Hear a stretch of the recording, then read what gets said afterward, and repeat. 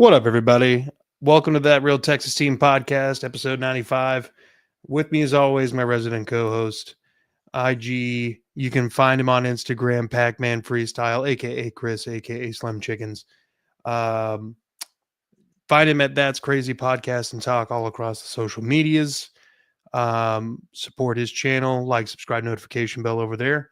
My name is Curtis. Do the same thing here while you're at it. You can also find me over on Curtis Podcast Network hosting this AFC South show. So drop a like and subscribe over there if you're feeling frisky. But that being said, y'all, Chris, how you doing? Hey man, I'm good. I mean, The how weekend football. hell yeah. How are you feeling coming into this game? um, I guess better because you feel like you should win. Yeah. And people can say whatever they want. We're not playing the best. Well, we're not playing our best right now. So a free win. If this is a free win, this is something you take and run with it to Yeah. get you some type of momentum. Second get right game. Yeah. What's up, Eric? We need 2 get right games in a row, I feel like. One was kind of like, okay, now we can do it. Now let's see all of it. There's a lot to get into as far as, injuries. It's not just Lamar that's out. There's a lot of Ravens that are out right now. Oh yeah, Um, I'm offensive talking about line. what? Yeah, basically. Um, the line, like the spread shifted so hard. Like the Texans are favored by 1.5 right now, but when the Oh, it's game, 1.5. huh? No, it's 1.5. I know it was a big shift, and Yeah, and the shift came immediately when they found out Lamar wasn't playing, which yeah, is expected. yeah. I'm pretty sure they were like, they were favored by like 5.5 or something. So I Oh, it mean, was crazy. yeah, it's wild. Um, let's talk about those injuries.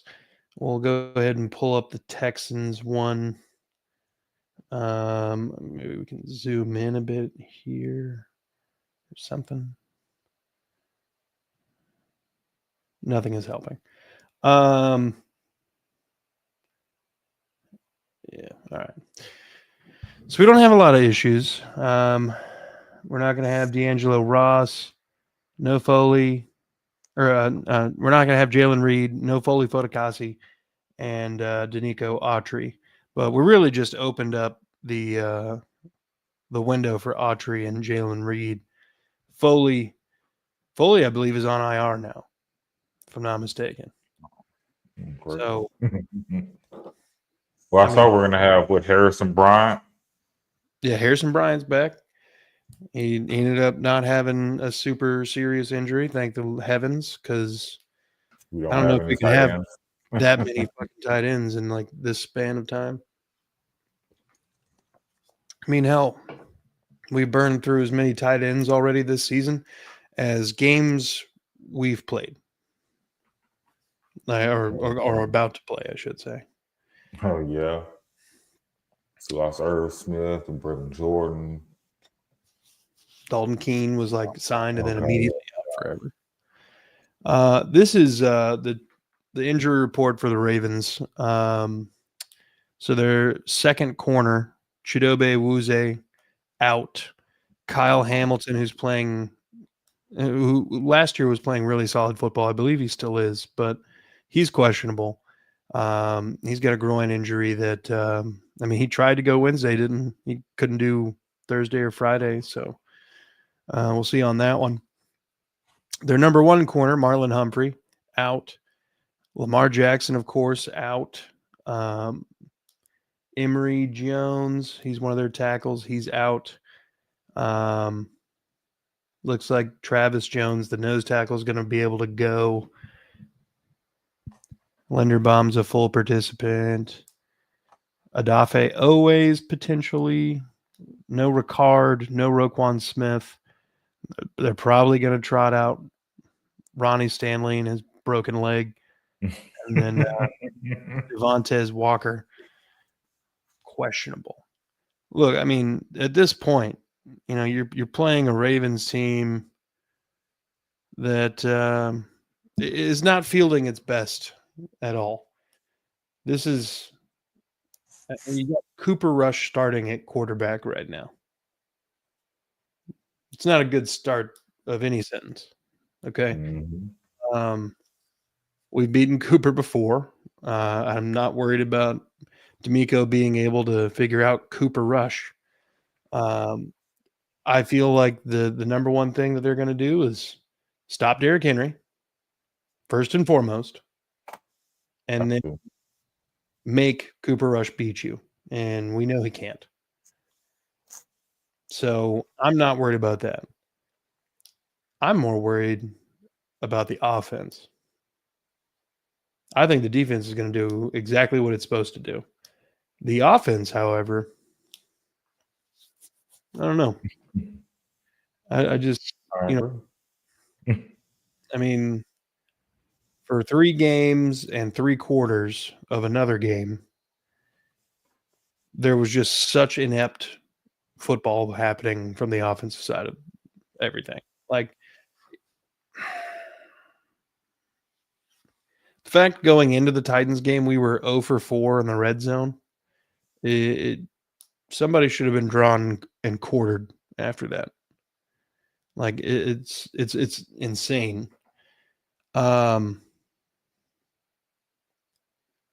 Let's see here. Oh yeah, because we actually ended up didn't we score twice in the red zone in the game? Yeah. Because I know it had been 0 times. All the touchdowns that were gotten were like 25 yards apiece. Oh yeah, we're better. Yeah. But with all the injuries that we've had and the trade of Cam Robinson, Trent Brown is being elevated from the practice squad. And in theory, he is your new backup swing tackle. I thought he doesn't play left tackle though. Well, not necessarily. I don't know if you remember much about his career, but he started with the Patriots and played right tackle. He then went to the Raiders and played right tackle. And then I believe there was a string of injuries and he got kicked to left tackle. And then he went back to the Patriots and played left and right tackle, just depending on what was needed. And then with the Bengals, he's been predominantly a right tackle. He could do both, is what I'm getting at. He's going to be the predominant left tackle backup, I would imagine, because it's not like Blake Fisher's got more experience or more trustworthy hand to be the backup left tackle. Blake Fisher ain't got nothing right now. No. Blake Fisher's got negative. It's terrible. Yeah, it's not good for him. Or Casario, for that matter. Sorry, y'all. I've been working a lot lately, and it's kind of catching up to me now that I've been sitting down. So look, we got to see consistency out of the offense. If not from the first drive, the second drive. Like, we've got to have points on the board, and we can't let this game be close. Don't let this injured, broken ass team stick around in a game that they shouldn't be around in. Put some distance between yourselves and the Ravens, if at all fucking possible. Like, I don't want to see a low halftime score. I can't. 6-0. Well, that's what all of them are. I mean, wasn't the halftime score at the Buccaneers game was, I think, the highest one. That was like 10-14. It wasn't. I say it wasn't too crazy. No, I mean the Rams game was 6-7, 6-9. I don't know. 7-9. I think we were all field goals that game, right? Yeah, 7-9. So we've got to get points on the board, and it can't just be Kaimi Fairbairn. Okay, he's a good kicker, and I have a lot of respect for the guy. But you don't get extra points from kicking it from 50. You know what I mean? You get the same amount of points kicking it from the 20. So just put it in They the do fucking a lot because they can't score in the red zone. exactly. Well, now you've got another opportunity against a subpar opponent with backups in. I mean, it With is an already bad defense that's worse because there's even exactly. more backups in. They're statistically the worst defense in the NFL. Points allowed, yards allowed with their starters. Just if we Now, wouldn't almost the worst offense in the NFL. well, we've been improving. There has been improvement. I was watching some of Stutz' stuff earlier today, and he actually had like a chart of the pass protection and the pressure rates, and it's slowly going down every week. So there is improvement. It's happening. It's not great. It's not magical leaps of production every week, but 4% less pressure every week. Eventually, you're going to be working with a pretty low pressure rate if that continues. So, I mean, something is happening. I think between D'Amico Ryans handing off the play calling duties last week so he could kind of like, I don't know, Monitor monitor. everything. Yeah. Like kind of have a hand in the offense. I think that is, I think it's huge. I'm going to echo what Cody was saying. I don't think it's the best idea to have him doing that all the time. You know what I mean? Like, D'Amico is a defensive-minded coach. We got to have that man working with the defense. Let him do his thing. The offense needs to fucking grow some legs and figure something out. We'll see. Yeah. What are your biggest worries for tomorrow? Did we lose to a team full of backups? I mean, that is my biggest worry. To be honest and realistic, the offense. Yeah. I don't. Defense is allowing 12.8 points a game. Like, Yeah. so right now, I am not worried about the defense. I am worried about the offense, who act like they can't score. They've had one good quarter of football the entire season. And that was last week against a team that you should have had a good 4 quarters of football against, not just one quarter in general. The rookies need to be involved more. I understand. Like, are they not getting separate? Like, people are getting separation. So I don't know what the problem is, but they need to figure it out. I don't know if it's CJ. I don't know if it's the coach. Well, we know it's a mixture of everything, but we gotta get it right. Yeah, it Gotta is get it right. a combination of everything. It's been the blocking and CJ making bad reads and bad play calling and being in bad situations all the time. I'm not expecting, like, I honestly, at this point, I don't know if we're going to get 2023 CJ Stroud back, but we could get something that, like, he evolves into something better. Maybe on the other side of, you know, getting a better offensive line or him, seeing the field a little bit better and not worrying about the rush as much. Mm-hmm. Maybe on the other side of that, we see, okay, this man's legit. Not to say that he really didn't have a bad season last year. And last week was his best game in like 15 games. It's been a hot minute since CJ was hot. I think he's got a really, really big opportunity to maintain the heat and turn it up a few notches against potentially the Ravens, who are down the starting safety and their top 3 corners. I mean, if the offense can't figure it out, I think Nick Caley's days are numbered. I mean, this should be a layup game. It's weird to say that about Baltimore and John Harbaugh and everybody there, but you know, injury bug bit Baltimore hard as fuck. So I do have a question for you. So what's going on with Damian Pierce? What we doing here? You Well, dressing out? I don't know. I don't think so. I think Damian Pierce is the insurance policy for Nick Chubb. And the best way to keep Damian Pierce healthy is keep him from playing. Because that dude will have like 4 kickoff returns and pull a hammy. You know what I mean? And Yeah. get it. Injuries happen. But, you know, if Chubb were to go down, you need somebody who can do some of what Chubb does so that Woody Marks isn't doing both of those roles. Everything. Yeah. Especially when you would have believed he wasn't even brought in to be doing everything, that he was basically maybe a third down back, Yeah. maybe a first down back, and now he's showing you like I can do it all. Yeah. Just give me a chance. And Yeah. No, until proven wrong, he's doing it all, and he's getting more reps, and he deserves them.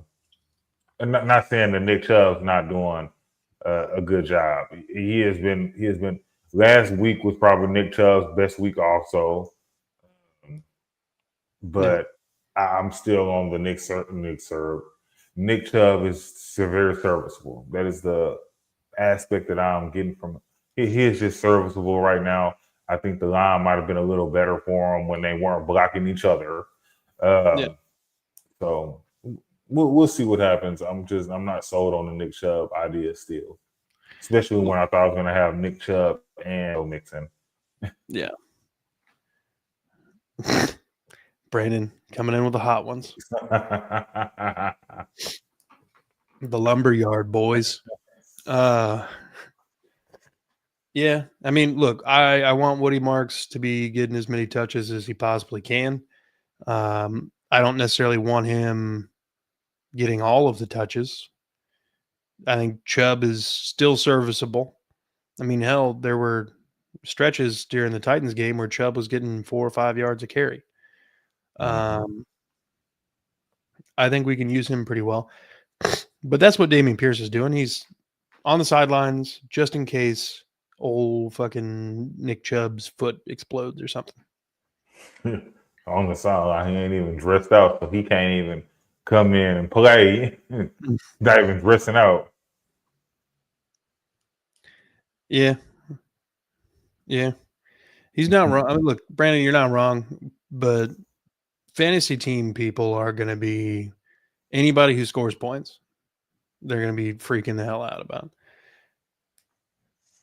Yeah, no, he's the thumper. He's the one that comes in and makes you not want to tackle him, and then you bring in Woody and you can't touch him because he's agile and can get to the edge a little quicker than all the other running backs, and kind of he's one of those make you miss kind of guys. Whereas Nick Chubb is, oh, you're in my way, I'm gonna break you. Right, and coming back to Damian, that's what Damian used to do. So, I mean, I got that rookie jersey for Damian. After that rookie season, I was like, oh, yeah, this dude's going to be legit. And then just no. Just no. So let me ask you this. What has to happen in this game from the offense specifically to make you feel better about the offense as a whole going into the bye week and then the Seattle game? Okay, so what I need to see a complete game from the offense, and meaning I need to see a CJ. I need to see CJ out there having fun. You know, the CJ that when he throws the pass to Nico and he catches it, and CJ makes that face and like kind of crosses his arms. He's like, "Yeah, I'm him." Like that, I'm him first face. That's the type of CJ I need to see. I need to see an offensive line who I think has gotten better when they're not blocking each other. I think they have gotten better. Um, Probably Ed Ingram's worst play. And Ingram's worst play comes at the wrong time because he's been very good. He's the number Surprisingly, one rated guard by PFF. which is crazy. Um, so, but you'll get this smoke. Um, I believe that if you can, CJ has to be able to step up into the pocket. That is something Yeah. I'm having a problem with. That those sacks are on him too when he does not step up into the pocket, or at least attempt to. And he just needs, he's not processing things. You know how they were talking about that test or whatever. What was that test about? Do you remember? It's basically like your ability to diagnose football, like be able to look. So like that's what I'm feeling like he's having issues with right now. Diagnosing football. Well, you're not wrong, and I think Nick Haley's asking him to do a lot more of it, and that's why it's become such a prevalent thing this year. Because Nick Haley's offense compared to Bobby Slowick is a lot different. Bobby Slowick comes from a system that wanted to make everything as simple as possible for the quarterback. Nick Haley is coming from the fucking Patriots and the Rams, where the quarterback is supposed to be smart as hell. You got to be able to read everything all at once and make an informed decision, an audible, call a hot route, whatever you got to do. And CJ's done that. He did that against the Titans. The Jaden Higgins touchdown was an adjustment. He said that in the post conference, the post game press conference. You've got to feel that there have been signs of improvement already. Yeah, for me, yes, 1000%. I agree with everything that you said about what you want to see out of the offense. But I think I cut you off actually. I don't think so. I feel like I got my point across regardless because, and also even though I don't want to say anything about separation for the receivers, I'm going to see how this game works out because I do believe that Christian Kirk has brought a different feel to that with the separation aspect. It's just he's getting overthrown quite a bit. Yeah. I mean, it's going to take some adjusting, I think. I mean, Kirk was there for the most of training camp, but I feel like he was out. I don't think he played. He didn't play until Jacksonville. Well, I know that's when he played first. Yeah, you're right.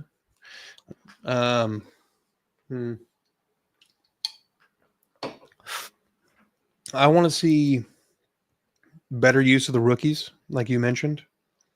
I want to see consistent play calling, consistently good play calling, I should say. Yeah, this is a Ravens team that there are people in Baltimore who are saying, hey, maybe we should get rid of Harbaugh. Maybe we should get rid of the offensive coordinator. That's wild to me. That is crazy. Is it Greg Roman? No, it's Marty Morningwig. Oh. Yeah. Yeah. I mean, I wouldn't hate having Marty. Anyway. I think D'Amico and Matt Burke are extremely, extremely set up in this game for a great defensive showing.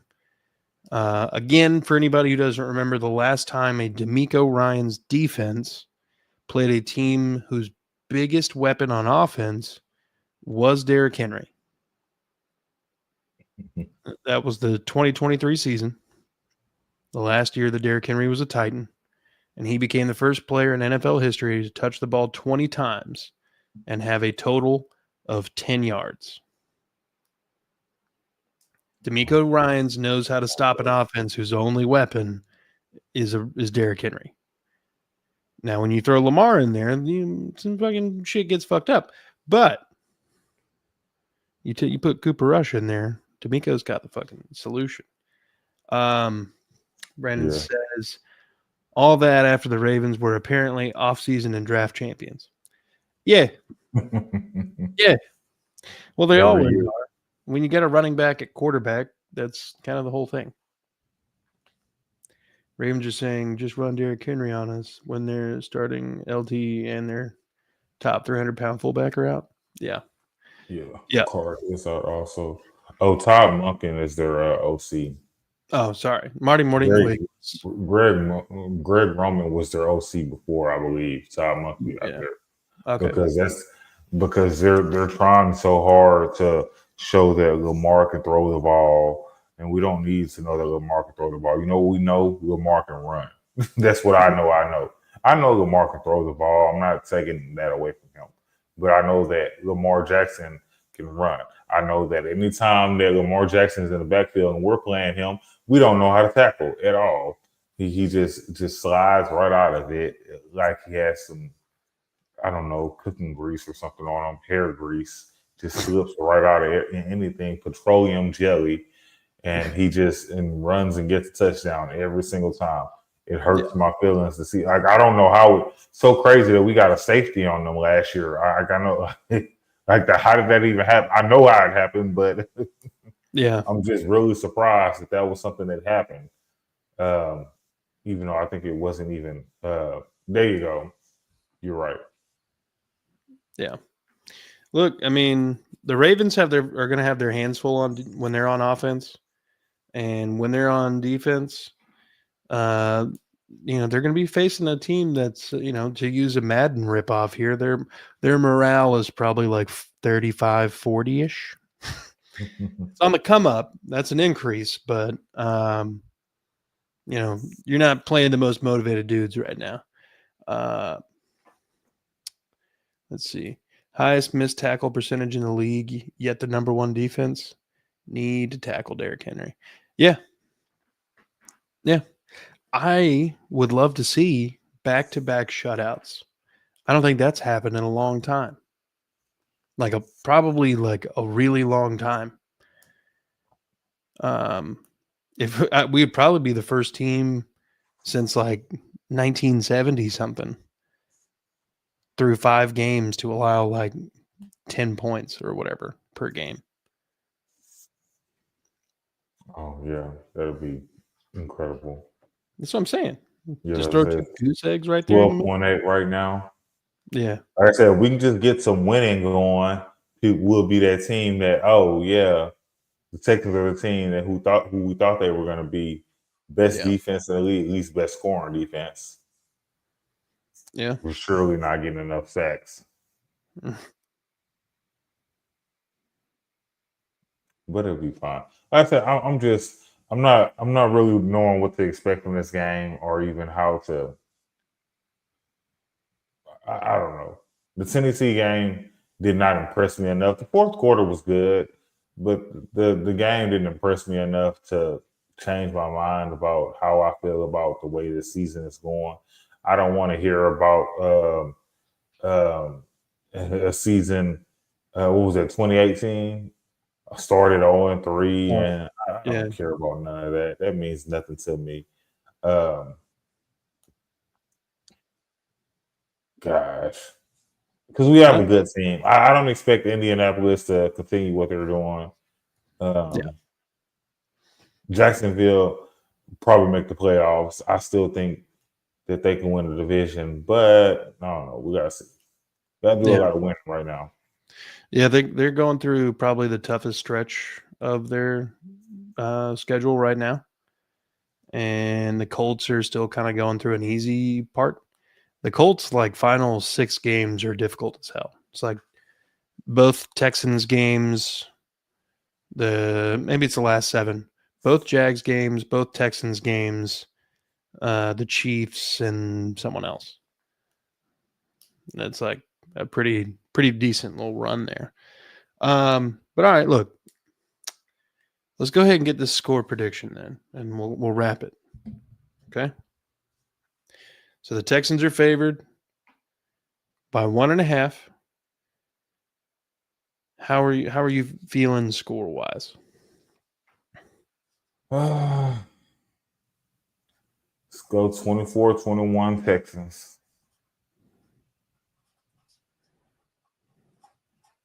24-21. You think the defense is going to allow 21 points? I really don't, but I don't know what to expect from this game. It's a really weird score for me right now because I don't know. I really don't know what to expect. I don't because you know how like you start talking about people play down to the competition. Oh, it's Cooper Rush. He ain't gonna do nothing, and all of a sudden Cooper's Rush throws for 3 touchdowns. All right, it'd be something really stupid. Well, yeah, that would be kind of stupid. I'd be kind of annoyed by that. I'm going to go 20-0. I really want that goose egg again. It's addicting. I like your prediction. I think 20-0 would be solid. They've got a decent kicker, but he's a rookie, if I'm not mistaken. Oh yeah, because old massage parlor. Yeah, I don't know what's the deal. That was, but you look, that was what was wrong with his game. You know, you notice he started having some troubles, Mm-hmm. and then and then look at here. Yeah, I don't know. I guess football players are just like really excited by the idea of like a happy ending, I guess. All right. I should have asked Mike if he had a prediction for us, but Oh yeah, it's Mike's birthday. That's why he's not here. We gave him the night off. Man, hold on. I got like birthday stuff. No, that's not it. Oh, that was balloons. Nice. Balloons, yes. Let me see what does that do. Oh, hold on. There we go. There it is. Happy birthday, Mike. Brandon says 33-13 is my guess. Though they should drop 40 versus that defense. They should. Brandon, let me ask you, and you can hit us in the comments. What does this offense need to do for you to feel better about it in this game? While he's responding to that,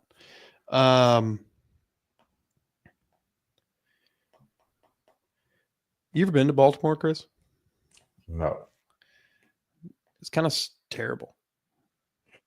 It's just kind of like a literal shithole. And then there's the stadium.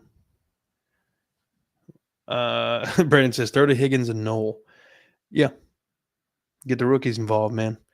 The fact that Jalen Knoll has like 2 catches on the season is wild. And like all the little statistics about this man coming out of the draft, about how he jumps higher than everybody else. He's, run all the drills better than everybody else. And he's like 5'10" and, 190 pounds of solid muscle. And then they just don't give him the ball. He does really, really well on a punt return. And that's basically all he's done so far. Got to get that man more involved. Steve Smith Sr. had only 10 receptions his first year. I know, but I don't, I'd like to start him off a little better than that. Sounds like they're treating him the same. You're not wrong.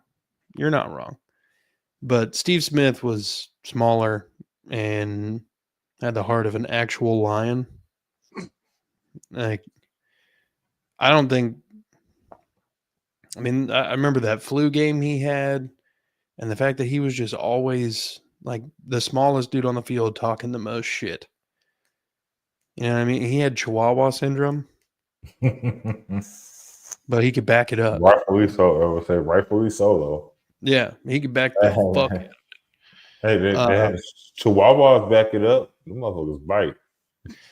They bite, but like you can just throw the motherfucker. Get off me, motherfucker. Don't abuse dogs. Anyway, well, gentlemen,